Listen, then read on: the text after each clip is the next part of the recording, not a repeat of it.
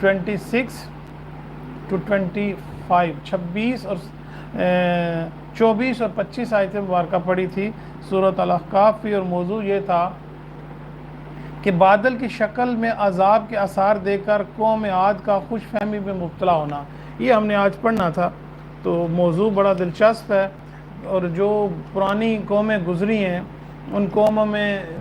عموماً زیادہ تر قومیں ایسی ہی تھیں۔ عادل سردار آج میسج کرتے رہیں، بہت بہت شکریہ عادل سردار، مائی ڈیئر سسٹر، تو ساتھ ساتھ میں بہت بہت شکریہ۔ اچھا دیکھیں، آپ لوگ ماشاءاللہ صاحب ایمان ہیں، اور اکثر ہم سنتے رہتے ہیں کہ جی پرانی قوموں کے ساتھ کیا انجام ہوا۔ اللہ تعالیٰ کی لاڈلی قوم تھی بنی اسرائیل، من و سلوہ اترتا تھا، طرح طرح کے انواع کے کھانے، اور اللہ تعالیٰ نے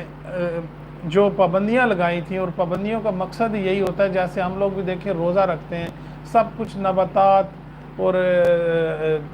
اپنی فراوانی رزق کی جو ہوتی ہے،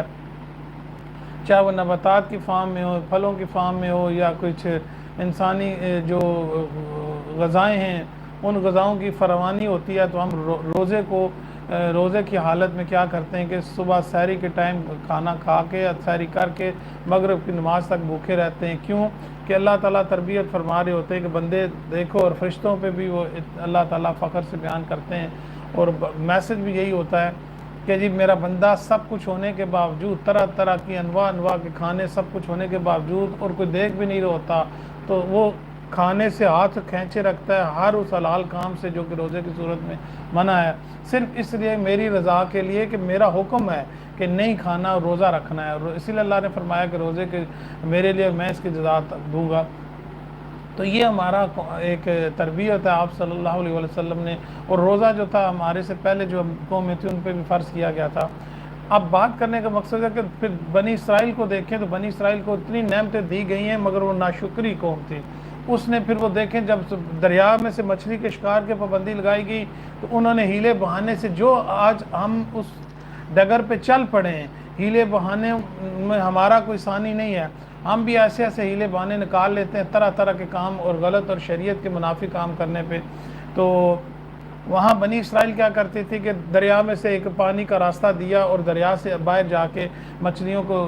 روک لیا اس پانی میں، اس جوڑ میں، اور پھر ہفتے والے دن بھی شکار کیا۔ اور جب منع کیا گیا پیغمبر کی طرف سے کہ آپ شکار کیوں کر رہے ہیں، تو کہا کہ ہم دریا سے تو شکار نہیں کر رہے، ہمیں تو دریا سے منع کیا گیا شکار کرنے کا، ہم تو یہ جوڑ سے مچھلیاں پکڑ کے شکار، مطلب یہ کہ کرنا ضرور ہے، اور وہ جو کام کیا ہے اس کے ہیلے بہانے سے۔ تو یہ ایک لائک ڈن، بہت بہت شکریہ from J R, so nice of you J R channel, so nice of you, you press the like button from your support I D, so nice of you. تو وہ یہی ہوتا ہے کہ پھر اس میں وہ بنی اسرائیل کا وتیرہ بتایا جا رہا ہے۔ اب یہاں بھی دیکھ لیں، میں نوید الرحمان ہوں فرام راول پنڈی بپیال بول۔ تو یہاں بھی دیکھیں کہ اس آیت مبارکہ میں بھی کچھ ایسا ہی ذکر ہے کہ ان بنی اسرائیل کی اور ان قوموں کا حال ہے۔ قوم جو ہود کی قوم تھی، حضرت ہود علیہ السلام کی ہاد جو قوم ہے وہ طاقتور قوم تھی، سب سے زیادہ قداور تھی۔ Love 20 from J R S, so nice of you, so nice of you J S, so nice of you. تو once again I says bundle of thanks for pressing the 20 number like. تو اس قوم کا دیکھیں کہ اب بنی اسرائیل کے بارے میں بات ہو رہی ہے کہ اب وہ ناشکری اس سینس میں ہے کہ اللہ تعالیٰ نعمتیں دے رہا ہے، اور اللہ تعالیٰ پابندی کے طور پہ جو جن کاموں سے روکتا ہے اللہ تعالیٰ پیغمبر کے ذریعے، ان سے روگردانی کرتے ہیں، اور اس چیز کو پھر وہ اللہ تعالیٰ نے عبرت کے طور پہ قرآن پاک میں ذکر فرمایا ان چیزوں کا۔ اب چل رہا ہے، پہلے ہم نے حضرت نوح علیہ السلام کا واقعات پڑھے تھے اسی قرآنک انسائکلوپیڈیا میں، اور حضرت نوح علیہ السلام کی عمر مبارک آپ دیکھیں تو 950 سال ہے۔ No, I can understand what are you talking about. Okay, very interesting, very interesting. Kindly translate me. میں ابھی جو بات کر رہا ہوں، میں نے جے آر ایس ابھی جو میں بات کر رہا ہوں اس کو ٹرانسلیٹ کر کے بتائیں میں نے کیا کیا ہے۔ اگر آپ نے گیس کر لیا تو میں پھر آپ کو بہت بہت ممنون ہوگا۔ اٹس اے ویری یوزفل کہ کسی بھی لینگویج کو ایپ جو ہے وہ ٹرانسلیٹ کر کے کسی دوسری کے، تو اس سے اچھی اور کوئی بات ہی نہیں ہے۔ اب ذرا FSJRS